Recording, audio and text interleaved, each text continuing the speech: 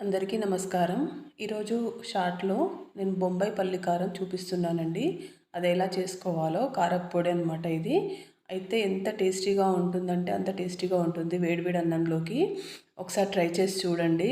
బాగా నచ్చుతుందనమాట.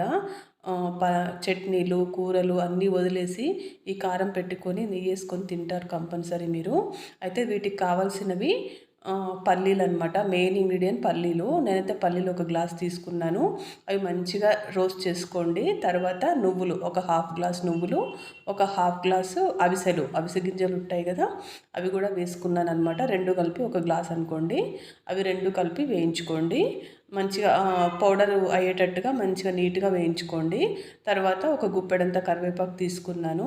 ఈ కరివేపాకు కూడా డ్రై రోస్టే అనమాట. ఒక్క చుక్క కూడా ఆయిల్ లేకుండా మంచిగా అన్నీ డ్రై రోస్ట్ చేసుకోవాలి. తర్వాత వెల్లుల్లి రెబ్బలు ఒక ముప్పావు గ్లాస్ అట్లా తీసుకున్నాను. అవి కూడా ఇందులో కలిపేసి లైట్గా వేపుకోండి. కొంచెం పచ్చివాసన పోయేలాగా అట్లా వేపుకోండి. తర్వాత ఒక గ్లాస్ కారము, హాఫ్ గ్లాస్ కంటే తక్కువగా, పావు గ్లాస్ కంటే ఎక్కువగా సాల్ట్ తీసుకోండి.